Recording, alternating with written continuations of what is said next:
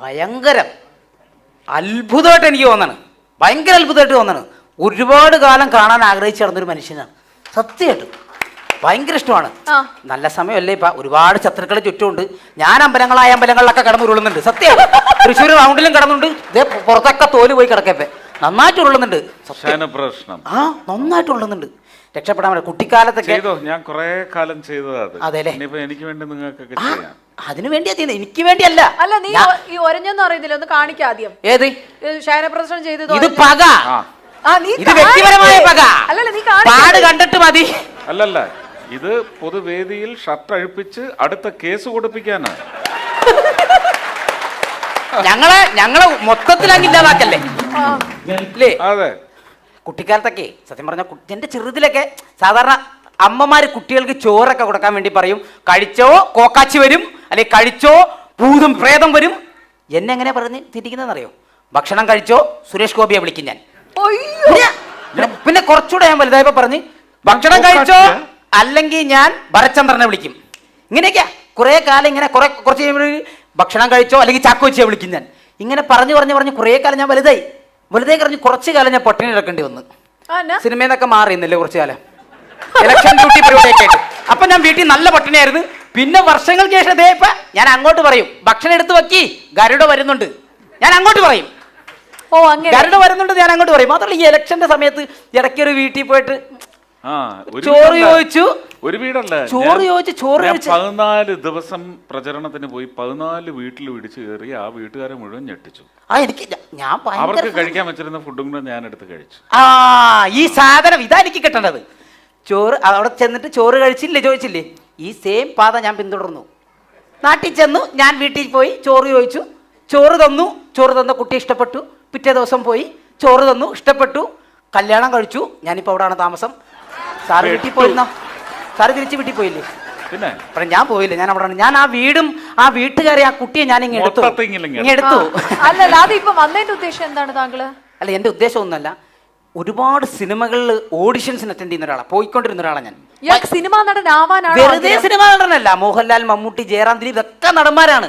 പക്ഷേ എന്റെ ഫേവറേറ്റ് സുരേഷ് ഗോപി ചേട്ടൻ. ആരാധന എന്ന് വെച്ചാൽ ചെറുത് മുതൽ എന്റെ ആഗ്രഹം സിനിമയിൽ അഭിനയിക്കുന്നുണ്ടെങ്കിൽ പോലീസ് വേഷങ്ങൾ ചെയ്യണം എന്നുള്ളതാണ്. പോലീസ് വേഷം മാത്രമേ ഞാൻ ചെയ്യുള്ളൂ എന്ന് പറഞ്ഞ് 100-120 സിനിമയുടെ ഓഡിഷന് പോയി പോലീസ് വേഷം ചെയ്ത് ഞാൻ പൂരൊക്കെ പറഞ്ഞു എൻ്റെ അഭിനയം മോശമാണ്, ഞാൻ ഭയങ്കര തോൽവിയാന്നൊക്കെ പറഞ്ഞ് ഒഴിവാക്കും. അപ്പോൾ ഇവിടെ തൊട്ട് താഴെ, ഹോളിൻ്റെ തൊട്ട് താഴെ ഒരു ഓഡിഷൻ നടക്കുന്നുണ്ട്. അപ്പോൾ ഒരു പറഞ്ഞേ, മുകളിൽ സാറ് ഇരിക്കുന്നുണ്ട്, ഇവിടെ വന്നിട്ട് ഒരു ഒപ്പിട്ട് തന്നാൽ, സാർ ഒരു ഒപ്പിട്ട് തന്നാൽ എന്നെ അഭിനയിപ്പിക്കാന്ന്. ഒപ്പിട്ട് സുരേഷ് ചേട്ടാ അങ്ങനെ ഒപ്പൊന്നും ഇട്ട് കൊടുക്കണ്ട. ആള് പ്രശ്നം. സാറ് ഒപ്പിട്ട് തന്നാ പിന്നെ എടുക്കാന്ന് പറഞ്ഞു. സുരേഷ് ചേട്ടാ വേണ്ട. എന്നതാ?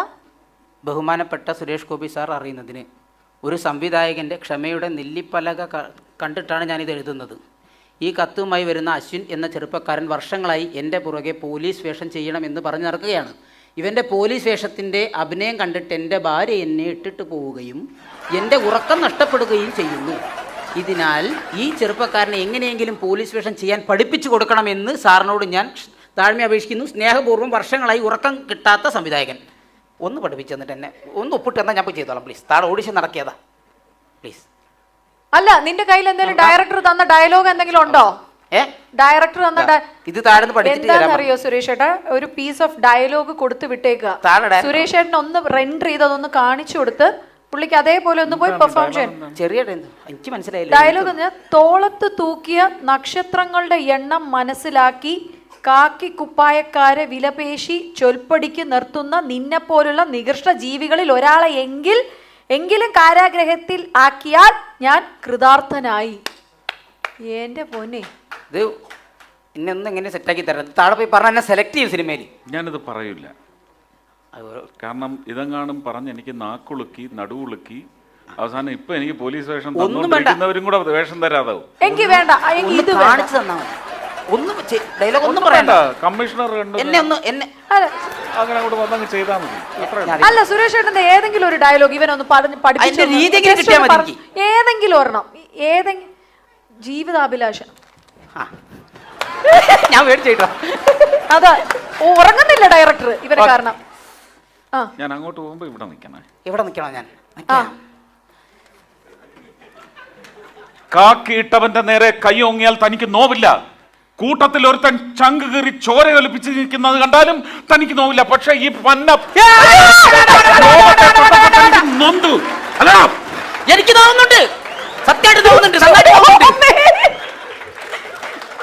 ആ രോമം കുറച്ച് പോകുന്നല്ലേ? ഇല്ല, തോല് തേങ്ങന്റെ കൂട്ടത്തിൽ അതും പോയി. പ്രദക്ഷിണം വെച്ചപ്പോഴേ തോല് കുറച്ച് പോയി, എന്റെ കൂട്ടത്തിൽ പോയി. ഭയങ്കര അത്ഭുതം. ഞാൻ ഈ സാധനം നീ ഇതുപോലെ പറയണം.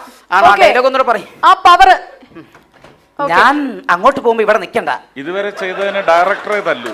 ഇല്ല, അത് ഞാൻ പറഞ്ഞു ചെയ്തത് അങ്ങനെ ചെയ്താൽ നാട്ടുകാർ തല്ലു. ഇല്ല, ഇതെന്താ താഴെ ഡയറക്ടർ ഇത് ചെയ്ത് കാണിച്ചിട്ട് എനിക്ക് സെലക്ഷൻ കിട്ടും. അതുകൊണ്ടാ.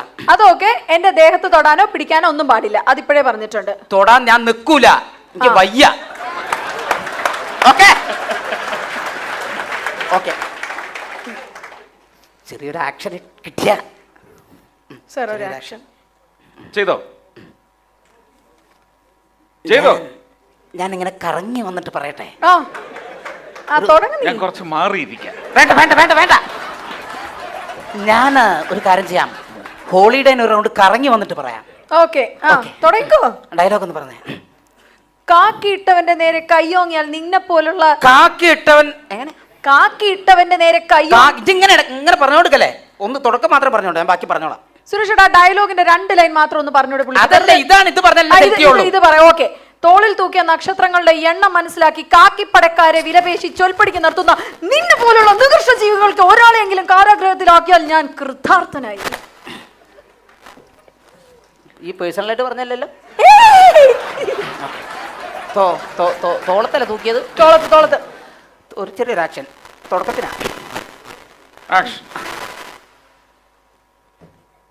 നക്ഷത്രം തൂക്കിയിട്ട സ്റ്റാറിന്റെ വില എന്തോന്നൂടെ പറഞ്ഞു. വില പേശി കാക്കിപ്പടക്കാരെ തോളത്ത് തൂക്കിയ നക്ഷത്രങ്ങളുടെ സ്റ്റാറിന്റെ എണ്ണം എത്രയാന്ന് അറിയാൻ കുറെ എണ്ണം ഉണ്ട്. അറിയില്ല അതിന്റെ വില എത്രയാ? 210 രൂപ. 210 രൂപ. അല്ല, പിന്നെ നേരെ പറ. ഇത് വേണ്ട, ഇതെങ്കിൽ നീ അത് പറ. ഇത് വേണ്ട, ഇല്ലെങ്കിൽ നീ ആ മോഹൻ തോമസിന്റെ ഉച്ചിഷ്ടമെങ്കിലും പറ. മോഹൻ തോമസിന് പൊളിയാണ്, ടോപ്പാണ്, അടിപൊളിയാണ് മോഹൻ തോമസ്. അനക്കെന്താ പ്രശ്നം? ടോപ്പാണെങ്കിൽ സൂപ്പറാണ്. തോമസിന് ഭയങ്കര ദേഷ്യമാണ്, പ്രശ്നമാണ് എല്ലാം. വേണ്ട വേണ്ട വേണ്ട, എഴുതിയ ഡയലോഗ് പ്രശ്നം. ഒറിജിനൽ ഒരു ഡയലോഗ് മാത്രം. മണിച്ചിത്രത്താഴിന്റെ ഒരു ഡയലോഗ്, ഒറ്റ സീന്. മണിച്ചിത്ര ഞാനാണ് ഗംഗ എന്ന് വല്ലതും വിചാരിക്കുക. ഓക്കെ, എന്താ പറയാ, ഇത് എഴുതപ്പെട്ടതുകൊണ്ടാണ്. ഉള്ള സാധനമാണെങ്കിൽ കുഴപ്പമില്ല, ഭയങ്കര ഇഷ്ടമാണ് കേട്ടോ. ചെക്കിനിയിൽ നിന്ന് സ്പിരിറ്റ് കടത്തിയിട്ട് കടായ ബേബിക്ക്. അതല്ലടോ, ഞാനാണ് അല്ലി. എന്നെ ആഭരണം എടുക്കാൻ പുറത്തേക്ക് വിടരുത്. ഇയാളാണ് നകുലൻ. Okay okay, റെഡിയേ? അല്ലി അല്ല, ഗംഗ. ഗംഗയ്ക്ക് ഓക്കെ, ശരിയാണേ. ഞാൻ പോവാൻ പോവാ. ഞാൻ ജ്വല്ലറിയിലേക്ക് പോകുന്നു. Okay, ready? ഓക്കെ, 1 2 3. ഓക്കെ, ഞാൻ പോവാണേ. നകുലേട്ടാ, ഞാൻ ഇന്ന് പറഞ്ഞിട്ടായിരുന്നില്ലേ? അല്ല, പൊയ്ക്കോ. പോട്ടെ, ഞങ്ങൾ മതി. Okay, ready? ഞാൻ പോവാണേ. പൊയ്ക്കോ, വരണ്ട കേട്ടോ. അത് പോട്ടെ, നമുക്ക് എന്തിനാ കുറെ കാര്യങ്ങൾ പറയാനുള്ള. എടാ, പറയണ ഞാൻ എന്നെ തിരിച്ചു വിളിക്കണ്ടേ? കറക്റ്റ് കിട്ടിയില്ല, അപ്പൊ കിട്ടി, പറഞ്ഞോ. ഓക്കെ. മീര എവിടെ പോകുന്നു?